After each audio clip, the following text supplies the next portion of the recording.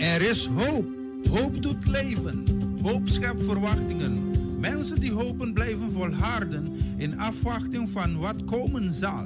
Dit programma helpt je de focus te houden op wat komen zal. De hoop der dingen. Hebreeën 11:1.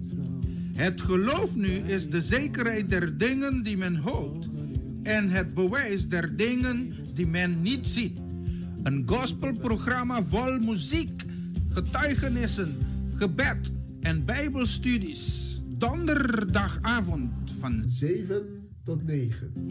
Voor uw troon zijn wij gekomen.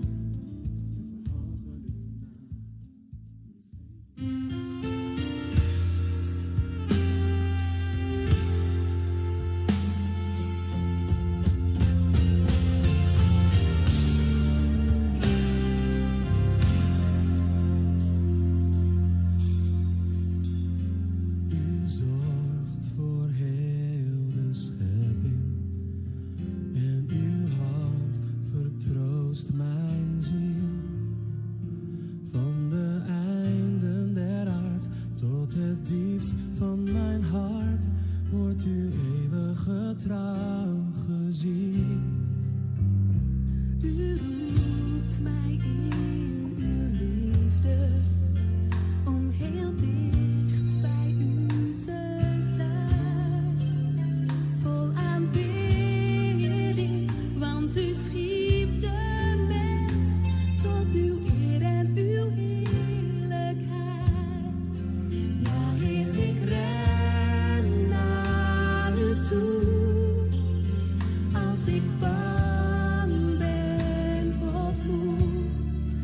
Niet door kracht, noch geweld, maar door de geest van uw Zoon. Ja, Heer, ik loop, ik ren, tot ik bij u ben. En tot ik leef in de schaduw van uw troon. U zorgt voor heel de schepping en uw hand vertroost mijn ziel. Van de einden der aard tot het diepst van mijn hart wordt uw eeuwige trouw gezien.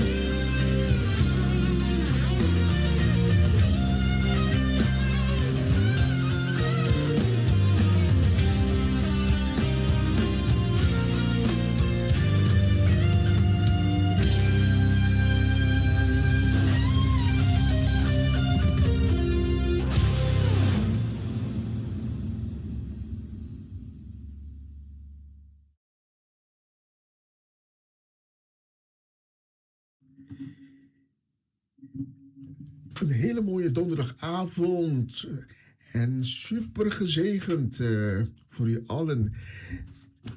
We zijn ontzettend blij dat u vanavond weer luistert naar Hoop en Zegen, de hoop der dingen. En laten we vanavond samen, u en ik, laten we vanavond samen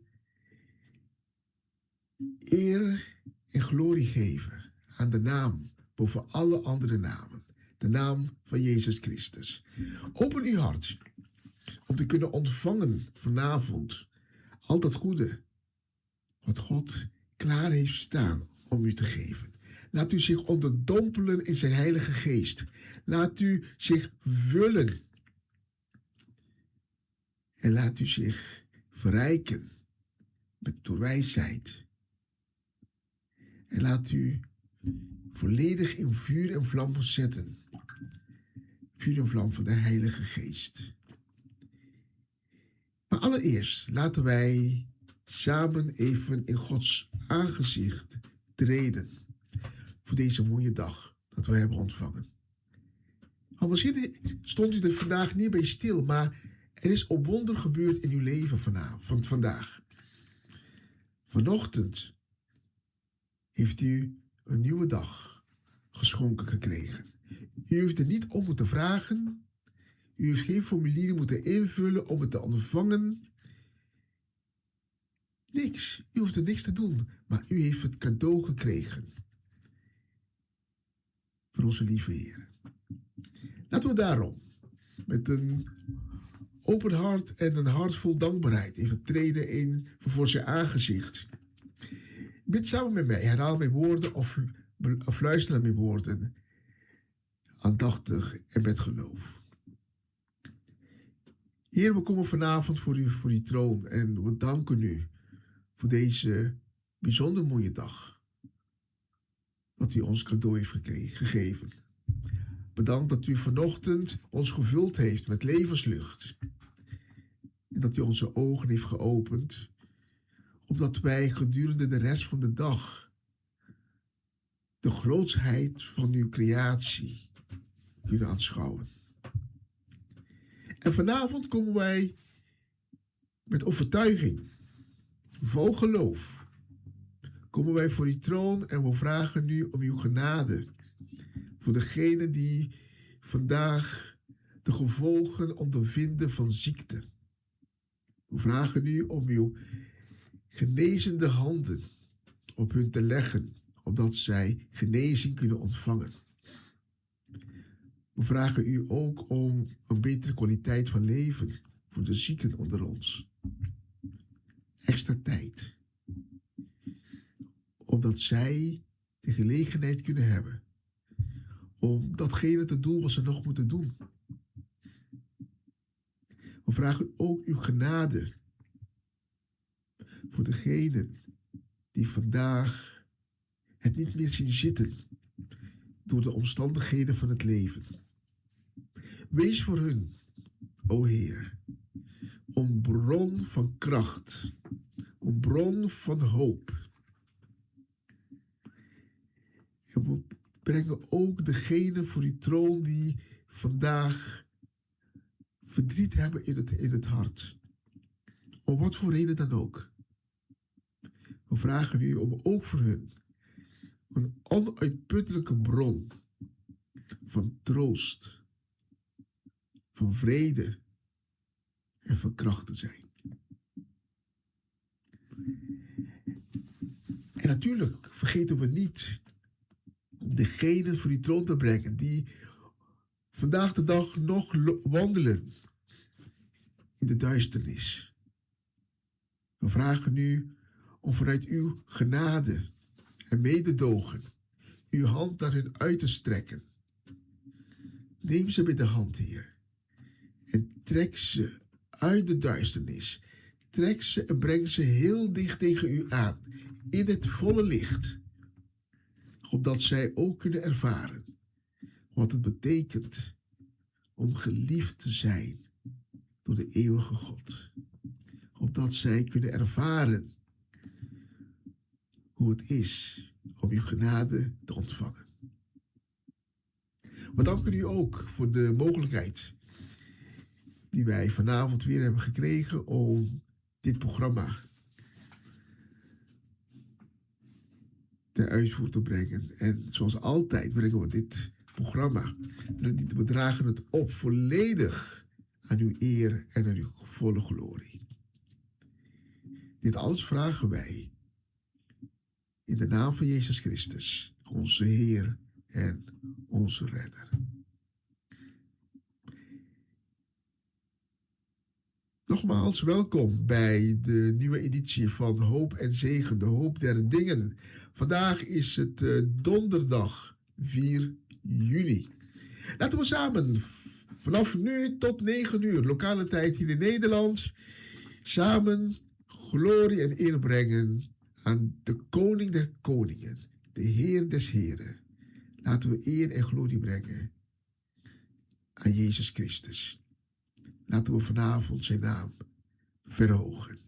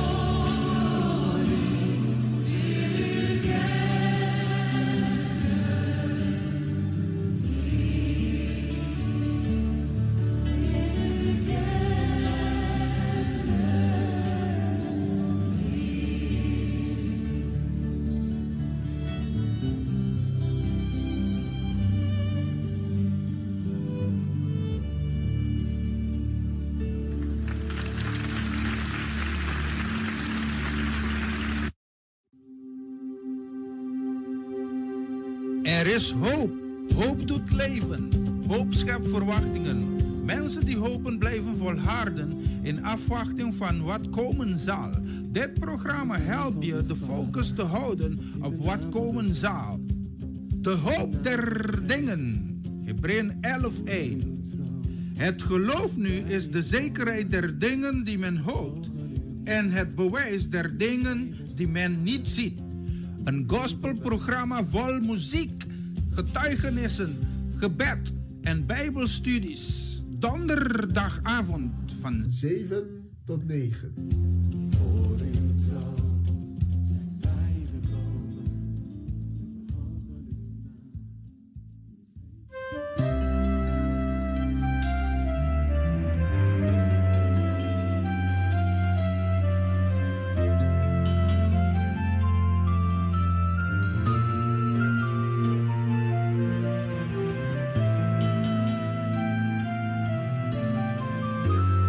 Dank u, Heer mijn God, dat u al die tijd klaar stond voor mij, o Heer. Ik vergeef mezelf dat ik toen niet aan toe was om mij aan u te geven.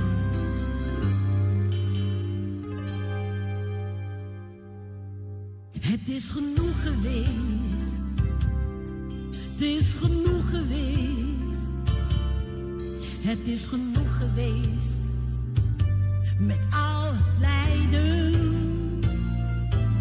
het is genoeg geweest, het is genoeg geweest, het is genoeg geweest, met al die tranen. Al die tijd stond u daar voor me klaar, om mij van al mijn pijnen te verlossen. Al die tijd stond u daar voor me klaar, maar ik was er niet aan toe om mij te geven. Het is genoeg geweest, het is genoeg geweest, het is genoeg geweest.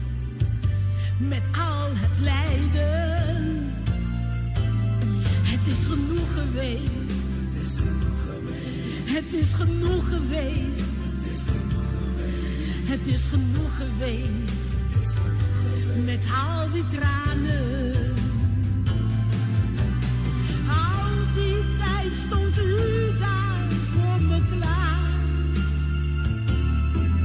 om mij van al mijn pijnen te verlossen. Al die tijd stond u daar voor me klaar, maar ik was er niet aan toe om mij te geven. Het is genoeg geweest, het is genoeg geweest, het is genoeg geweest. Ik ben genezen. Het is genoeg geweest, het is genoeg geweest. Ik dank u, o mijn Heer, ik ben genezen. Al die tijd stond u daar voor me klaar, om mij van al mijn pijnen te verlossen. Al die tijd stond u daar voor me klaar,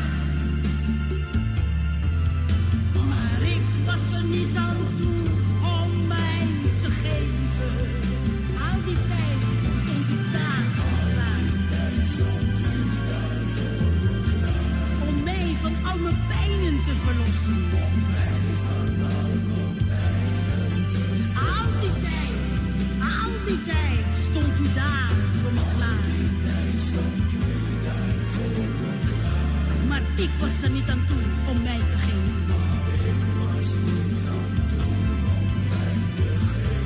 Oh, het is genoeg geweest, het is genoeg geweest, geweest. Ik ben genezen. Het is genoeg geweest. Het is genoeg geweest. Ik dank u, o mijn Heer. Ik ben genezen. Al die tijd stond u daar voor me klaar. Om mij van alle pijnen te verlossen. Al die tijd stond u daar voor me klaar. Maar ik was er niet aan toe om mij te geven. Al die tijd stond u daar voor me klaar. Om mij van alle pijnen te verlossen. Al die tijd stond u daar voor me klaar. Maar ik was er niet aan toe om mij te geven.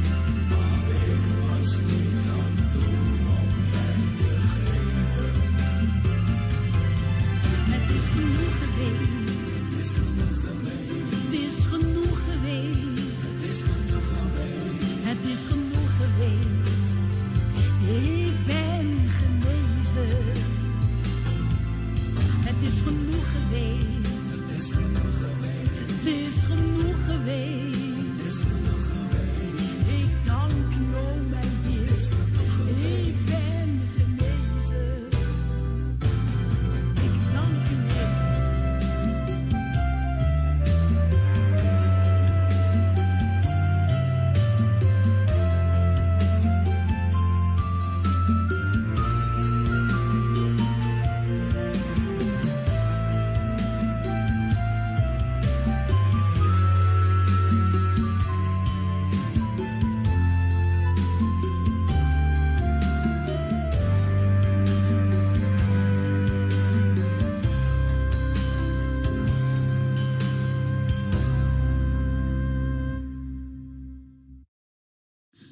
Oh, prachtig nummer. Het is genoeg geweest. Soms denken wij dat we alleen zijn. Dat God niet bij ons in de buurt is. Maar het is juist andersom. Ja, wij zijn nog niet klaar om ons te geven.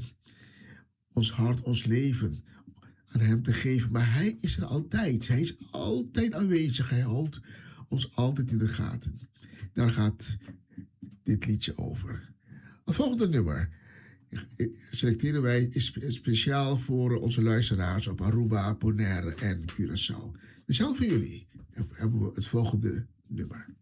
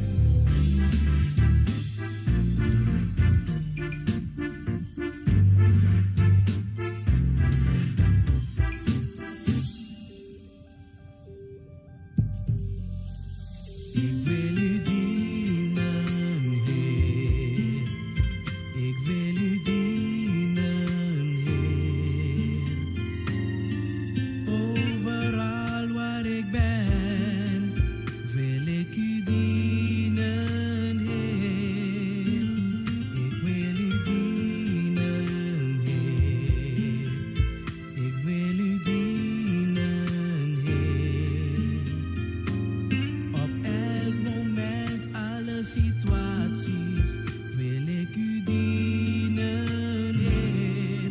Help mij mezelf vergeten en onderwerpen aan uw voeten, Heer. Want op die manier weet ik zeker dat ik u behaag, oh Heer. Help mij mezelf vergeten en onderwerpen aan uw voeten, Heer. Want op die manier weet ik zeker dat ik u behaag, oh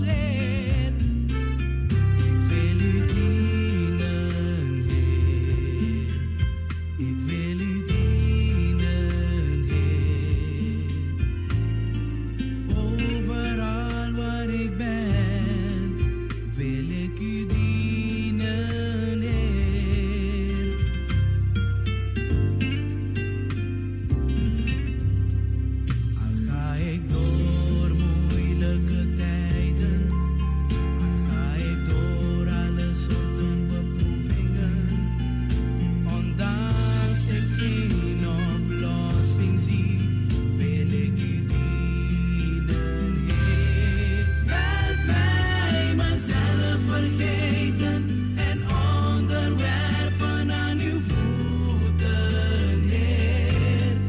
Want op die manier weet ik zeker dat ik u behaag, oh Heer. Help mij te dienen, Heer. Help mij meer te geloven, Heer. Help mij van u te houden, Heer. Help mij voor u te leven, Heer. Help mij, Jezus, te zoeken, Heer. Help mij te prijzen, Heer. Help mij, Heer. Help mij, oh Heer. Help mij, oh Heer. Help mij, oh help mij. Ik wil u dienen, Heer.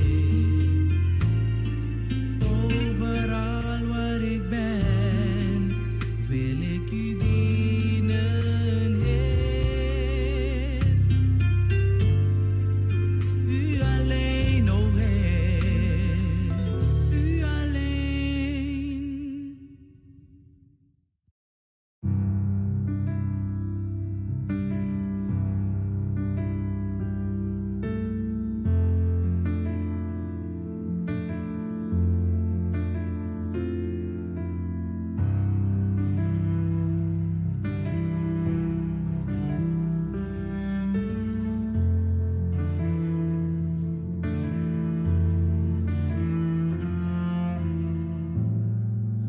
Ik kom met al mijn vragen,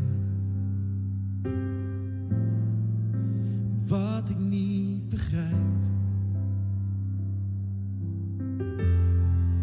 Ik kom met alle twijfel in mijn hart. Ik kom zoals ik ben.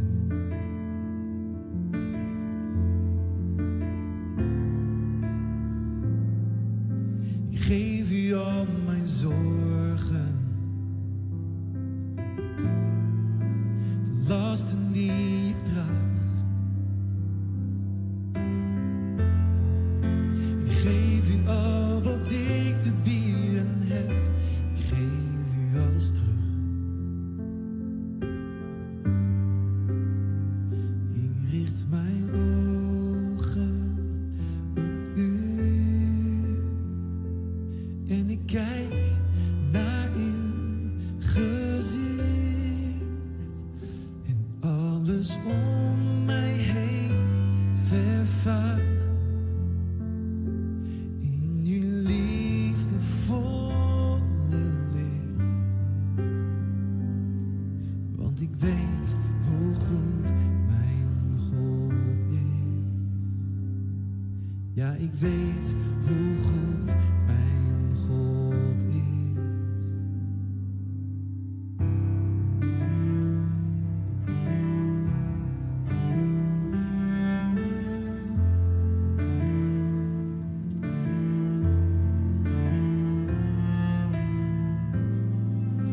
U weet waar ik mee worstel, wat mij bezighoudt. Verborgen pijn en bitterheid in mij, u ziet mij helemaal. Ik richt mijn ogen op u en ik kijk naar uw gezicht. En alles om mij heen vervaagt in uw liefdevolle licht. Want ik weet hoe goed mijn God is. Ja, ik weet hoe goed mijn God is.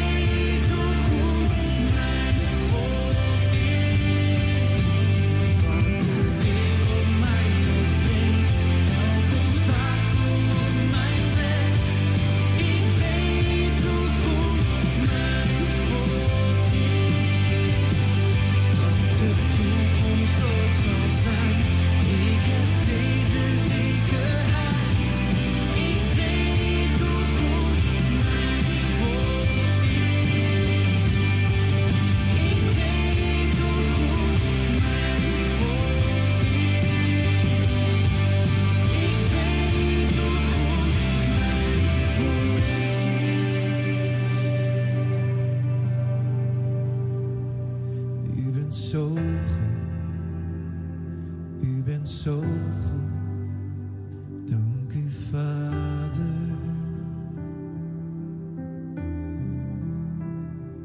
U bent zo goed, u bent zo goed. Dank u wel, u bent zo goed voor ons. U bent zo goed, u bent zo goed. Dank u, Vader. Dank u, Vader. U bent zo goed, u bent zo goed. Dank u wel. U bent groot, Jezus. Dat onze stem weer verheffen. U bent zo groot. U bent zo groot. Halleluja.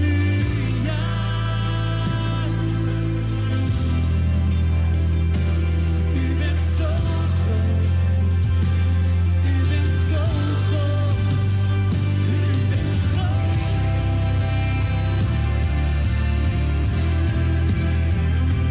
U bent zo groot. U bent zo groot. Halleluja.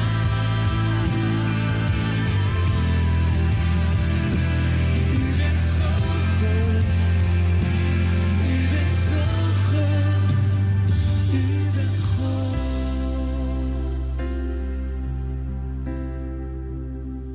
Ik richt mijn ogen op u en ik kijk naar uw gezicht en alles om mij heen vervaagt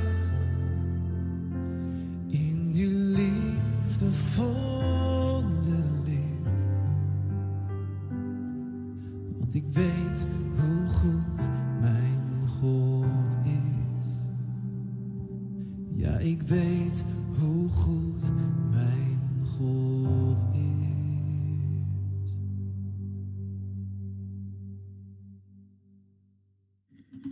Prachtig nummer. Ik weet hoe goed mijn God is. We werpen een blik op de klok hier in de studio. We zenden uit vanuit de studio in Utrecht. Hartje Nederland. En het is precies 10 minuten voor 8. Het is alweer bijna tijd voor de wekelijkse preek. De vaste luisteraars weten dat wij halverwege het programma rond de klok van 8 ruimen wij tijd in voor het woord van God middels een wekelijkse preek.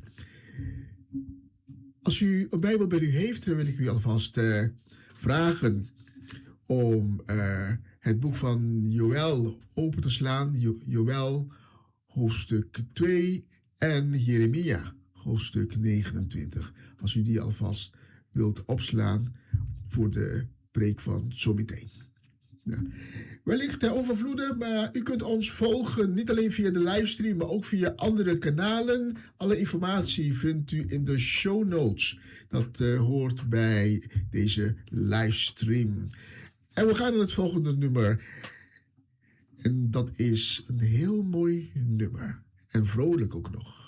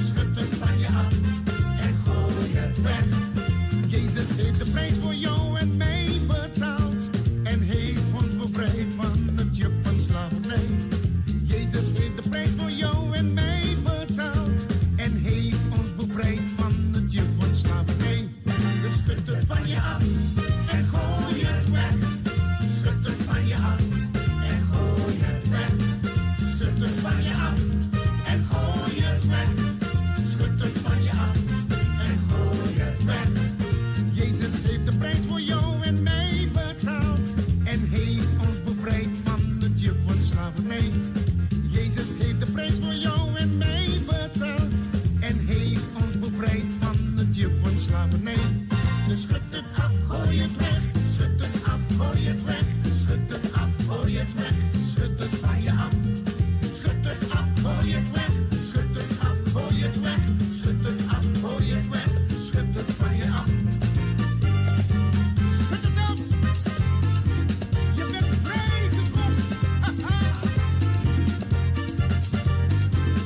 Sacudier. Verlost, bevrijd, vrijgekocht. Met zijn kostbaar en dierbaar bloed. Jij bent vrij, ik ben vrij, wij zijn vrij. Daarom vieren wij en zingen wij.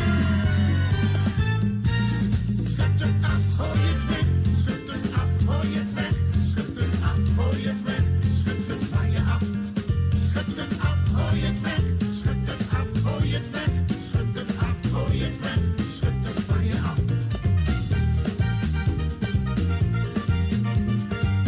Schud het af en gooi het weg.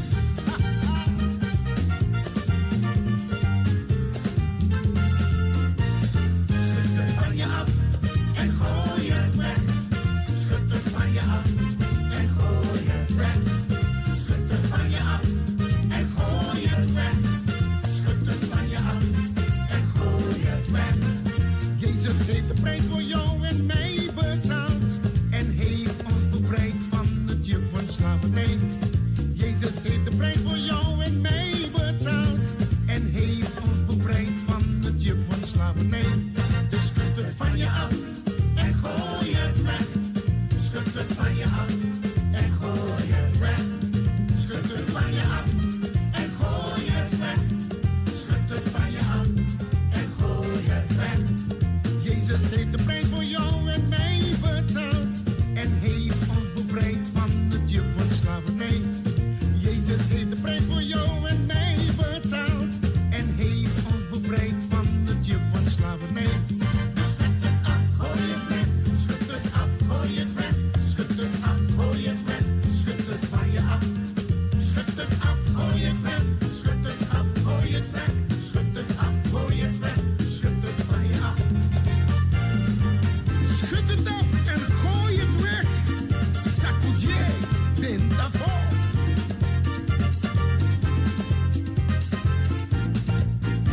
Verlost, bevrijd, vrijgekocht. Met zijn kostbaar en dierbaar bloed. Jij bent vrij, ik ben vrij, wij zijn vrij. En daarom vieren wij en zingen wij. Schud het af, gooi het weg. Schud het af, gooi het weg. Schud het af, gooi het weg. Schud het van je af. Ja, schud het af, gooi het weg. Schud het af, gooi het weg. Schud het af, gooi het weg.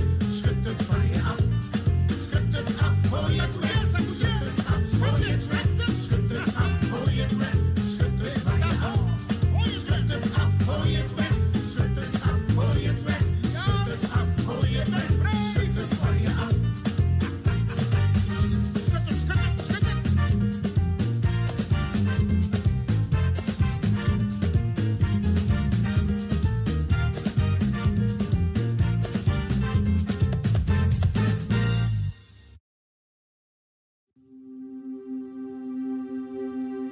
Er is hoop. Hoop doet leven. Hoop schept verwachtingen. Mensen die hopen blijven volharden in afwachting van wat komen zal. Dit programma helpt je de focus te houden op wat komen zal. De hoop der dingen.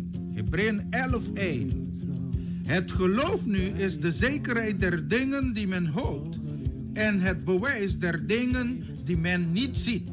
Een gospelprogramma vol muziek, getuigenissen, gebed en bijbelstudies. Donderdagavond van 7 tot 9.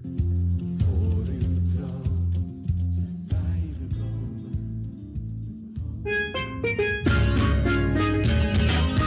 Essa aqui tá o programa Comissão Dia Novo com o Senhor. Di Jaluna pa Javierne, di Jesum pa Honor di Merdia, aqui na rádio Comissão Dia Novo com o Senhor. Sintonizanos e recebi boa bendição para meio de cantiga ng Cristian. Mensagem, orações, felicitações, saludos e hope primas. Bom dia, cargaco bedishon ta kumisa aqui na Radio Comissão Dia Novo com o Senhor.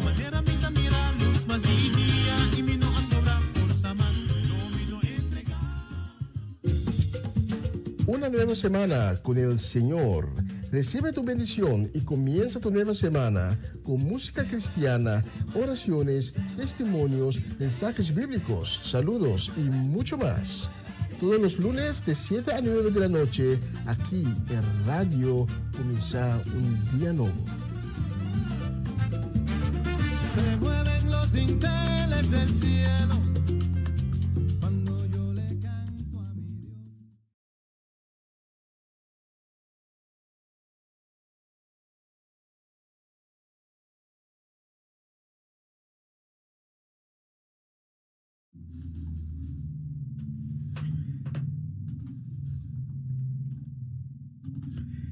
Een gezegende donderdagavond dat de Allerhoogste Heer zijn zegen uitstort op een ieder die vanavond bij ons aanwezig is op dit platform.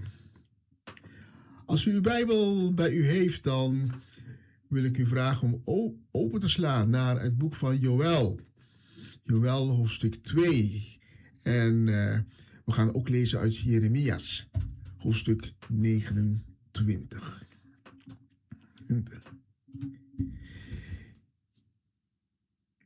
Heel veel dank dat jullie mij vanavond toestaan om tot je te komen met het woord van God. Want we kunnen niet alleen leven van het fysieke voedsel dat wij elke dag tot ons nemen, maar we hebben ook het woord Gods nodig om onze ziel en onze geest te voeden. Open daarom jouw hart deze avond, om Gods woord van kracht, van troost, van hoop te kunnen ontvangen. Zeggende, Abba, Vader, spreek tot mij, want ik, uw kind, luistert. In de naam van Jezus Christus. Amen. Vanavond wil ik tot je delen over God zoeken. Maar laat ik je allereerst brengen naar onze hoofdstuk van vanavond, onze hoofdtekst van vanavond. En vanavond komt onze hoofdtekst uit 2 verschillende boeken uit het Oude Testament. Uit het boek Joël en het boek Jeremia. Maar we beginnen met de tekst uit Joël. In Joël hoofdstuk 2 lezen we een hele mooie belofte die God aan de profeet openbaart. En die voor ons vandaag de dag nog steeds geldt. In de versen 12 en 13 van het boek Joël lezen we het volgende. En ik gebruik de vertaling van het boek. Daarom zegt de Heere, kom nu bij mij terug. Nu kan het nog. Geef mij heel uw hart. Kom met vasten, tranen en in rouw. Scheur van verdriet uw hart, niet uw kleren. Ga terug naar de Heere, uw God, want hij is genadig en heeft medelijden. Hij is geduldig, vol liefde en goedheid en heeft berouw over de toegezegde straf. En aansluitend lezen we in Jeremias 29:13 een andere belofte dat hierop aansluit. Jeremias 29:13, het boekvertaling, zegt: U zult mij zoeken en vinden, wanneer u naar mij zult vragen met heel uw hart. God zegt tot ons in deze 2 teksten eigenlijk niks anders dan de manier om hem te zoeken en te vinden is met jouw gehele hart. En ik zeg ook dat wanneer wij op zoek gaan naar hem met ons hele hart, dat wij daarin ook zullen slagen. Er is niemand die op zoek gaat naar God met zijn hele hart en God nooit zal vinden. Iedereen die naar hem zoekt vanuit zijn hele hart, vanuit het diepste van zijn hart, zal God vinden. Dat is een belofte die God aan ons doet. Want God wil gevonden worden door een ieder die naar hem op zoek is. Maar er zijn ook randvoorwaarden ten aanzien van de staat van ons hart. Zoals we lezen in de tekst uit Joël. Het hart moet gebroken zijn, berouwvol, ootmoedig, overmand van spijt. Joël spreekt dat het hart verscheurd moet zijn. Het hart moet niet gedwongen zijn om op zoek te gaan naar God, maar intrinsiek, dat wil zeggen uit zichzelf bereidwillig zijn om zich geheel over te geven aan hem. Het hart moet bereidwillig zijn om zich aan te passen aan de wil van God. God dwingt niemand om bij hem te zijn. God dwingt niemand om voor hem te kiezen. God dwingt niemand om naar hem op zoek te zijn. Want dan zouden wij robots zijn. Hij heeft ons immers geschapen met een eigen vrije wil. Dat betekent dat wij kunnen en mogen kiezen welk levenspad wij willen bewandelen. Zoeken naar God, bij God willen zijn en tot hem willen horen, is een keuze. Er is geen dwang om hiervoor te kiezen. Maar in elk van ons zit enige leegte. En die leegte kan alleen opgevuld worden door God zelf. Daarom zie je dat er mensen zijn die leegte als een last ervaren en op zoek gaan naar allerlei manieren. Ze zoeken naar van alles om die leegte te vullen.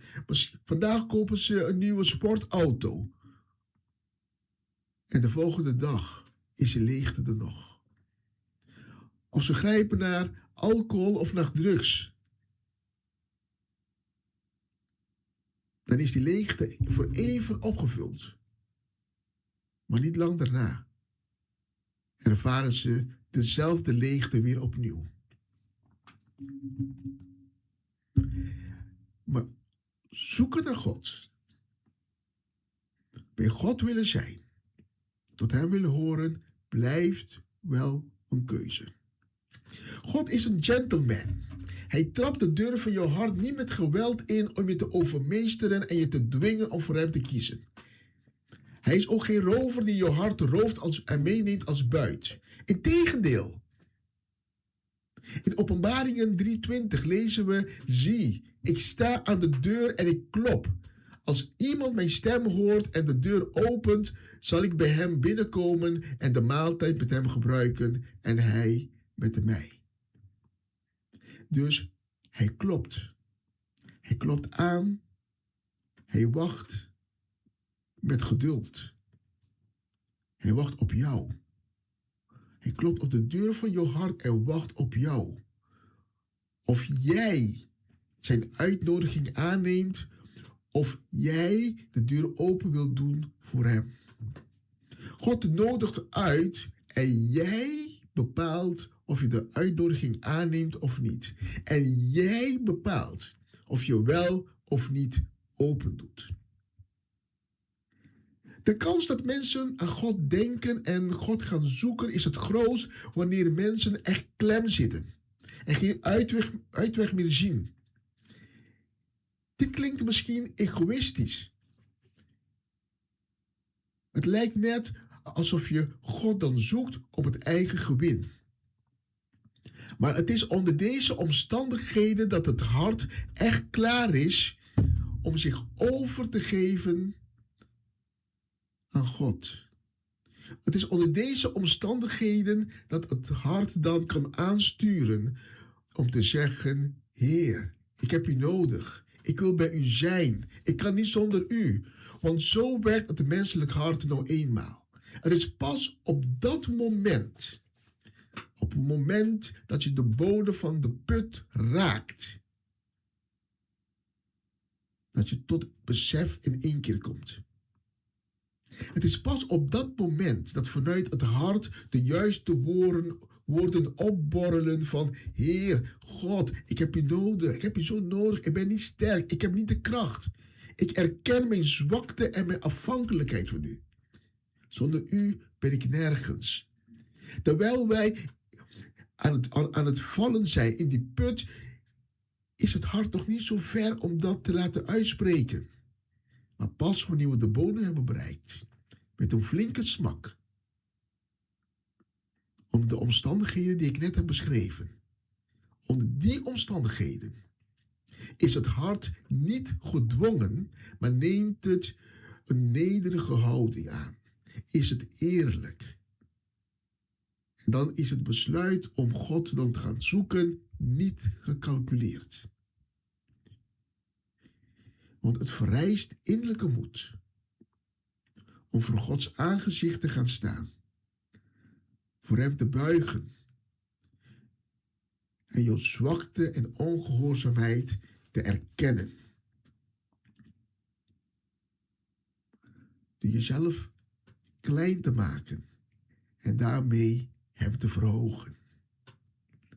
En schaamte kan onder die omstandigheden je niet meer tegenhouden. Het is nu eenmaal een feit dat mensen pas op zoek gaan naar God wanneer alles in hun leven spaak loopt. Waarin ze van alles hebben geprobeerd, alle wegen hebben bewandeld en er niet meer uitkomen. Volledig in de knoop zitten met zichzelf. En tot wanhoop zijn gedreven. Wanneer de pijn ondraaglijk wordt. Wanneer de last niet meer gedragen kan worden. Maar het mooie is dat wanneer wij onder deze omstandigheden naar God op zoek gaan, wij gaan merken dat Hij een liefdevolle God is. Een levende God met een hart. Een genadige God. Niet een God die verwijt, die veroordeelt of zijn gezicht afwendt. Nee, maar een God die de woorden van Jezus in Mattheüs 11:28 doet leven in de praktijk. Jezus zegt in Mattheüs 11:28, kom naar mij toe. En naar wie spreekt hij dit uit? Naar allen die vermoeid en belast zijn. En wat doet hij dan? En ik zal u rust geven. Deze uitnodiging staat als een huis. Toen, nu, morgen en tot in de eeuwigheid. En met open armen staat Jezus, de Zoon van God, op jou te wachten. Hij keert je de rug niet toe. Hij wacht liefdevol op jou. Jij, die gebroken is, die in eenzaamheid verkeert, die vrede ontbeert, voor wie de last niet meer te dragen is, die in verwarring is, die het niet meer ziet zitten. Jij die aan de rand van de afgrond staat. Hij staat daar met open armen en hij roept jou bij jouw naam. Kom nu bij mij terug, zegt Joël, nu het nog kan. Geef mij heel uw hart. Het hart dat ervoor kiest om God te zoeken, is een hart dat het echt wilt. Het is een hart die verwond is, pijnlijk, gebroken, doorboord, verslagen door het leven en die toch vrijwillig voor kiest om op zoek te gaan naar zijn schepper, naar God. Daarom spreekt Joël in deze tekst van een verscheurd hart. En weet je, dit doet me denken aan bijvoorbeeld de vrouw uit de Bijbel die jaren gebukt ging door bloedvloeien. Zij zag haar leven stukje bij stukje aan haar voorbij gaan. Ze leefde in een sociaal isolement. En in figuurlijke zin was zij ook uitgespuugd door de samenleving. Probeer je voor te stellen hoe moeilijk haar leven was. Hoeveel nachten zij constant lag te huilen. Ze was gebroken. Zag het niet meer zitten. Maar op een dag hoorde zij over een man uit Galilea die wonderen verrichtte. En die vrouw dacht, dit is mijn kans. Nu of nooit. Ik ga het proberen. Ze kreeg weer een beetje hoop in die gebroken hart. En ze gaat naar die plek waar Jezus langs zou komen. En dan krijgt ze een teleurstelling. Er was een enorme menigte. Hoe kan ze bij de meester komen, bij de rabbi? Want ze is onrein. Ze kan niet in die menigte gaan staan. Maar vooral, ze kan de rabbi ook niet aanraken. Maar zoals ik al zei, zo net. Op het moment dat je de bodem van de put hebt geraakt, dan speelt schaamte geen rol meer. Dan is je hart bereidwillig geworden om echt op zoek te gaan. En deze vrouw zegt tegen zichzelf, ze spreekt zich moed in, nu of nooit. En ze ging op de grond. Ze kroop over de grond tussen de mensen. Ze duwde eentje hier, duwde eentje daar.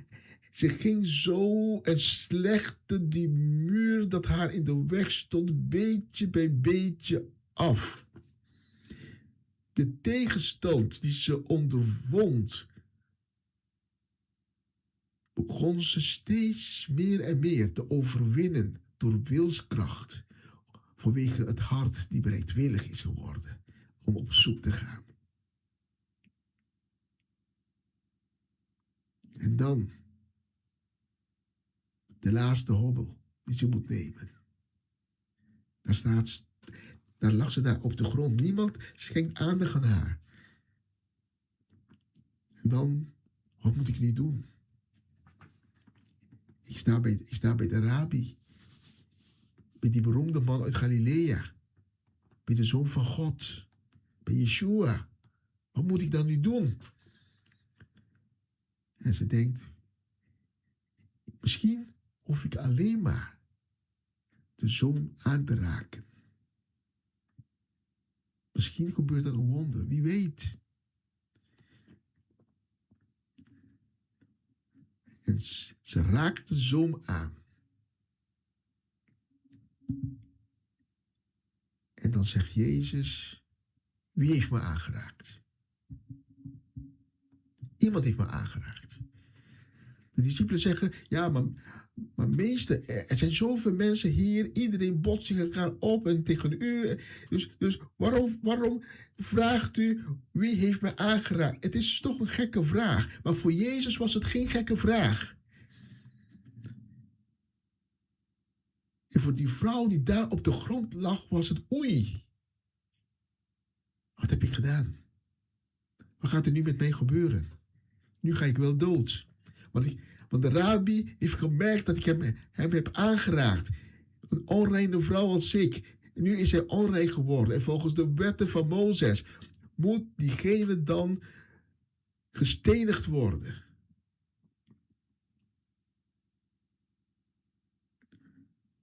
Maar tot dat grote verrassing keek Jezus haar aan. En Jezus heeft haar niet veroordeeld. Jezus berispte haar ook niet in het openbaar. Jezus stuurde haar ook niet weg. Jezus heeft zich ook niet beroepen op de wet van Mozes. Ja, ze moet gestenigd worden. Nee. Tegendeel. Jezus noemde haar mijn dochter. En Jezus zei tot haar, jouw geloof, jouw hart heeft jou gered. En Jezus nam haar bij de hand, hielp haar opstaan, op haar beide benen. En deze vrouw leefde weer. Ze was weer gezond en heel. En waarom? Omdat zij met een nederige hart, vol hoop, op zoek ging naar God. En ze kwam de Zoon van God tegen. En de belofte die God aan ons doet in Jeremia's, komt God na. U zult mij zoeken en vinden wanneer u naar mij zult vragen met heel uw hart. De vrouw met de bloedvloeien ging op zoek naar God, maar vond er niet alleen God, maar vond nog veel meer. Want vergeet niet, Jezus sprak er aan met mijn dochter. Ze vond God en werd een kind van God. Een zuster van Yeshua. Hoe zit het vanavond met jou? Ben jij op zoek naar God? Wil je God vinden? Ik ken je omstandigheden niet. Hoef ik ook niet te weten. Want ik weet één ding. Als je vanavond op zoek bent, als je vanavond geraakt bent, en je hart schreeuwt het nu uit. Ik heb God nodig. Ik wil hem leren kennen. Ik wil dat hij deel maakt van mijn leven. Ik wil die deur openen, die deur van mijn hart. Ik wil hem openen voor hem. Dat hij binnen kan komen.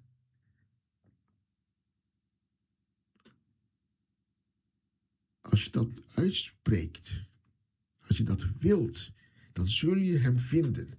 Want dat is de belofte die God ons doet. En het is nooit te laat. Joël zegt het ook, nu kan het nog. Nu kun je die keuze maken. Je kunt ook zeggen, ja, ik laat het voor morgen. Maar morgen is een onzekerheid. Maar nu, op dit moment, heb je zekerheid. Nu weet je, als je nu een ontmoeting met Jezus Christus aanneemt, dat de redding erbij is. Morgen kan het misschien te laat zijn.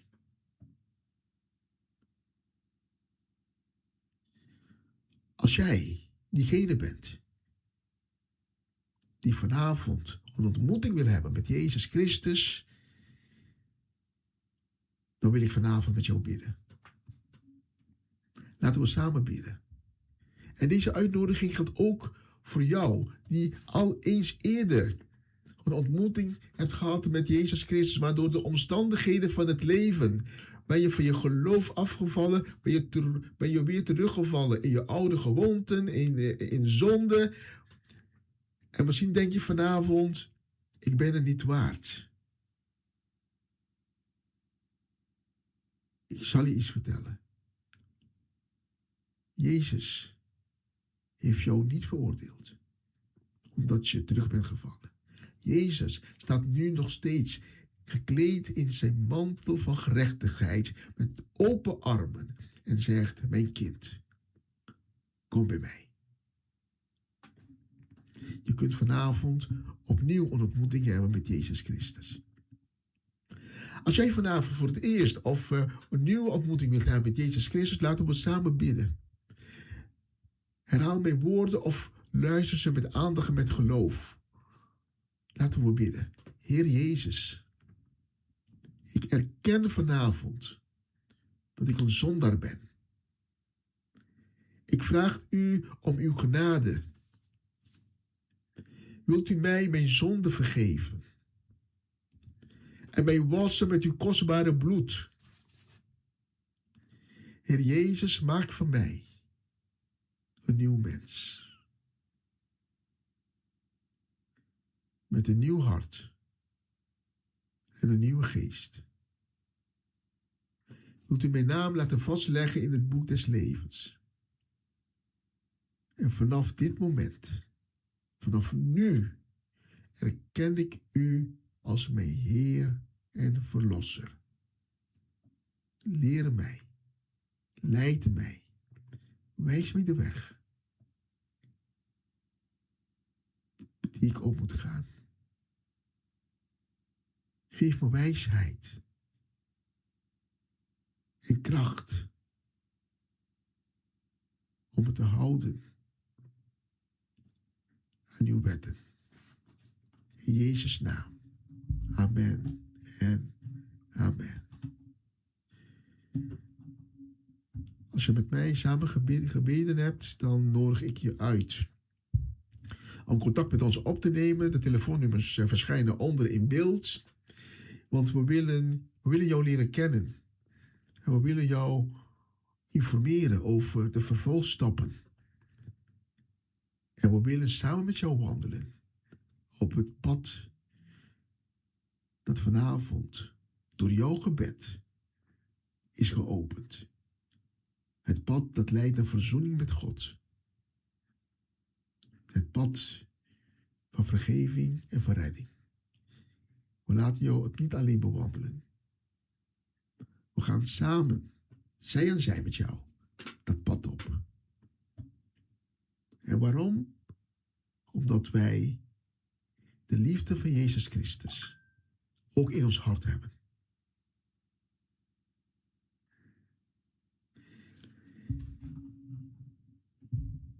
We sluiten deze preek af en we gaan naar een lied.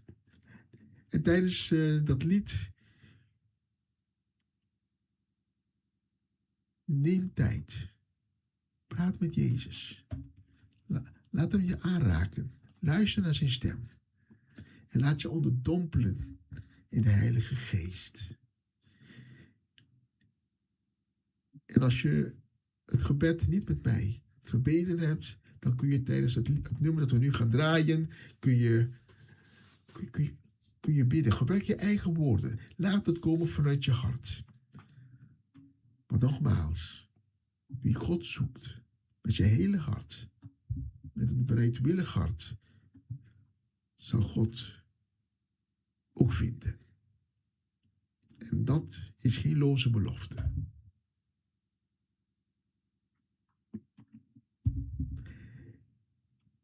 Het was voor mij een voorrecht om vanavond tot jou te kunnen delen. Het woord van God. En laten we zeggen tot de volgende keer.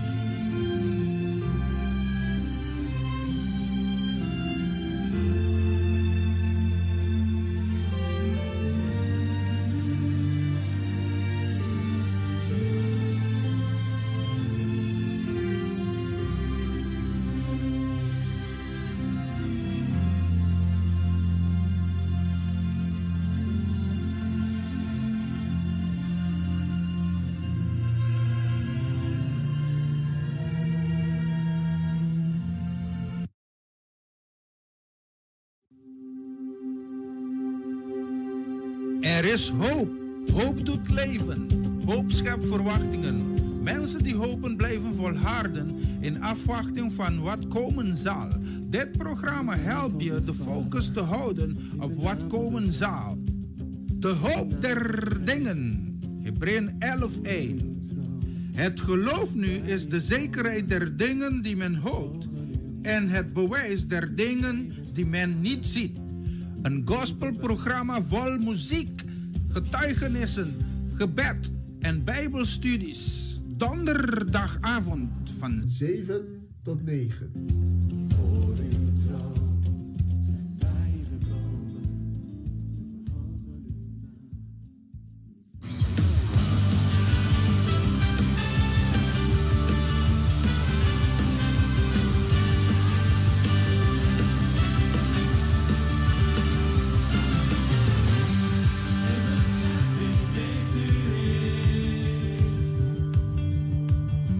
Basketball and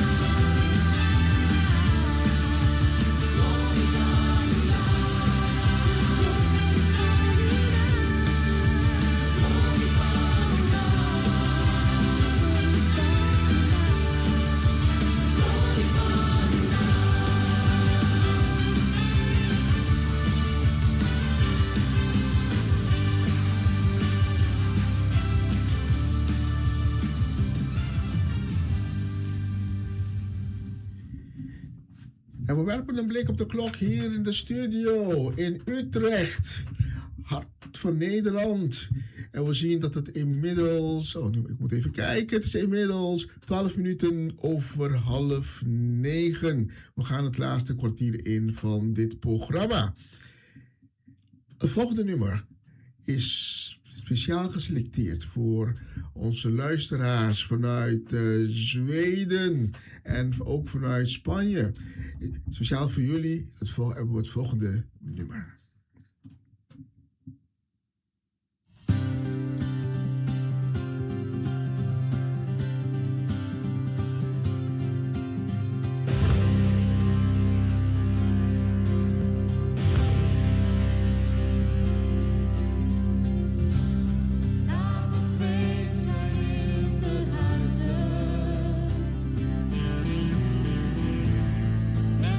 Dansen op de straat.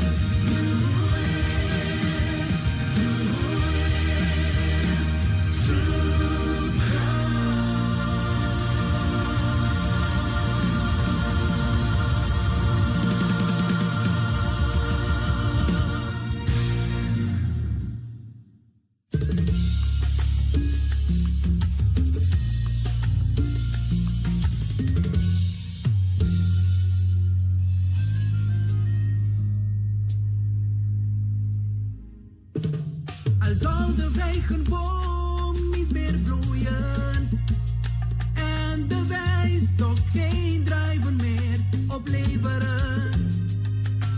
Al zal de economie niet meer bloeien en al mijn inspanningen geen profijt opleveren.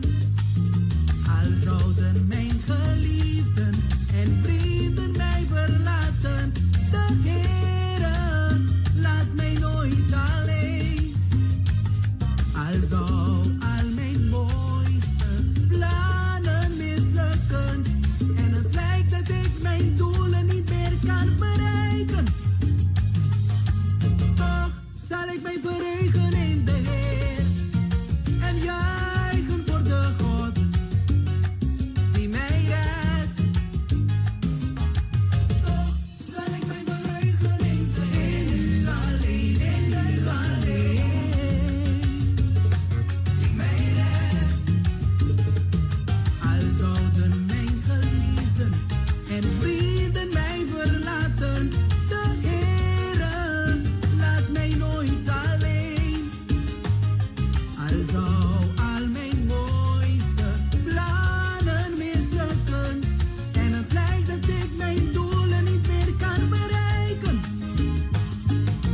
toch zal ik mij verheugen in de Heer en juichen voor de God die mij redt. Toch zal ik mij verheugen in u alleen en juichen voor de God, juichen voor de God die mij redt. Maakt niet uit wat voor situatie, toch zal ik mij verheugen in de Heer. Kom on, toch zal ik mij verheugen. Ja, ja, ja. Toch zal ik mij verheugen in de Heer. In de Heer. De oppermachtige Heer is mijn kracht. Hij maakt mij lichtvoetig als hij brengt mij over de bergen. De Heer is mijn kracht, mijn kracht. De oppermachtige Heer is mijn kracht. Hij maakt mij lichtvoetig als een hert. Ik twijfel niet meer, ik twijfel niet meer. Ik vertrouw in de Heer. De oppermachtige Heer. Hij is mijn koning. En mijn redder. Hij is mijn schuilplaats. En verheug me en verblijf me in de Heer. Jezus leeft, hij leeft, hij leeft. Verheug me en verblijf me in de Heer. Isa Pristirina in Imastra. Verheug me en verblijf me in de Heer. Alasani Nanga Christus. Verheug me en verblijf me in de oppermachtige Heer. Hij is mijn kracht. De oppermachtige Heer is mijn kracht. Hij maakt mij lichtvoetig als een hert. De Heer is mijn kracht. Hij maakt mij lichtvoetig als een hert. Ik twijfel niet meer, ik twijfel niet meer. Ik vertrouw in de Heer. De oppermachtige Heer. Hij is mijn heiland. Mijn voorziener. Hij is mijn schuilplaats. En verheug me en verblijf me in de Heer. Jezus leeft, hij leeft, hij leeft. Verheug me en verblijf me in de Heer. Isa Pristirina in Imastra. Verheug me en verblijf me in de Heer. Alasani Nanga Christus. Verheug me en verblijf me in de Heer. Ligado voor mi verloso. De oppermachtige Heer is mijn kracht. Hij maakt mij lichtvoetig als een hert.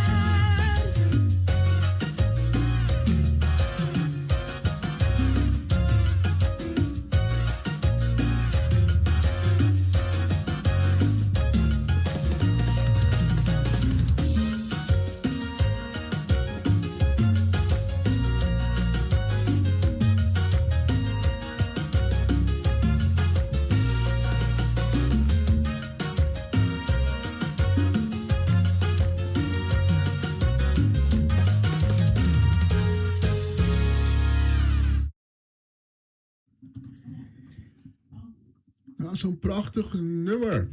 En het is inmiddels 2 minuten voor 9 op deze mooie donderdagavond. helaas. We gaan het afsluiten voor vanavond. Maar morgenochtend gaat het feest verder. Morgen om 11 uur, Nederlandse tijd, ben ik weer terug bij u met het Papiamenstalige programma Commissaris un Dia Novo con Señor. En na het weekend, maandag, ben ik ook weer bij u terug met overdag het Papiamenstalige programma en 's avonds de Spaanstalige programma Una Nueva Semana con el Señor. En volgende week donderdag zijn wij weer terug bij Leven en Welzijn met een nieuwe editie van Hoop en Zegen, de hoop der dingen. En ik wil afsluiten met het volgende. Breng offers van gerechtigheid en vertrouw op de Heere. Velen zeggen, wie zal ons het goede doen zien? Verhef over ons het licht van uw aangezicht, Heere. U hebt mij meer blijdschap in het hart gegeven dan ten tijde dat zij hun koren en hun nieuwe wijn in overvloed hadden. In vrede zal ik gaan liggen en weldra slapen, want u alleen, Heere, doet mij veilig wonen. Ik wens u allen een gezegende avond en een vredige en goede nachtrust voor straks. En alvast een hele mooie gezegende vrijdag. En zoals ik al zei, morgenochtend om 11 uur ben ik weer terug met de Papiamenstalige uitzending. En maandag na het weekend ben ik weer terug met de andere uitzendingen. Dat de vensters van de hemel open mogen gaan en dat Gods zegen als een verfrissende bui neer mag dalen op u allen, op uw huis en op elk deel, elk gebied van uw leven. Een hele gezegende avond nogmaals. Bedankt voor het kijken en tot de volgende keer. En we gaan afsluiten met het volgende nummer, terwijl ik helaas moet zeggen, bye bye bye, dag!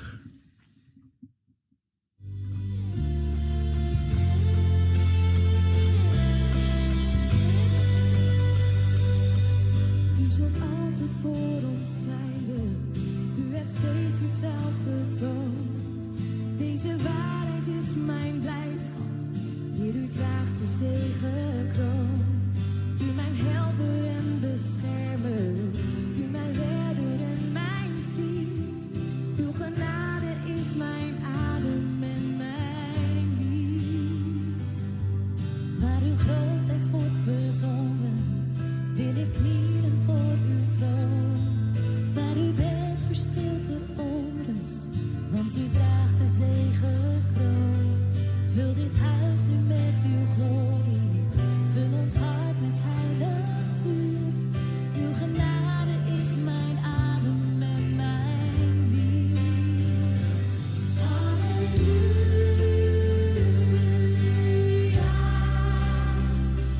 Jezus overwon, Jezus overwon. Halleluja. We zijn in de wereld overwon.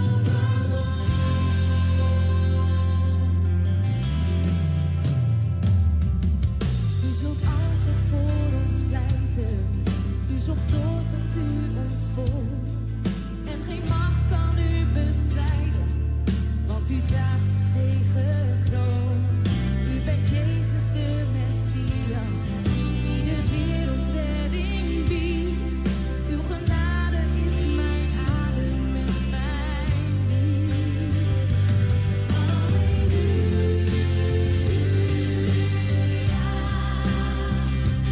Jezus overwon, Jezus overwon. Halleluja.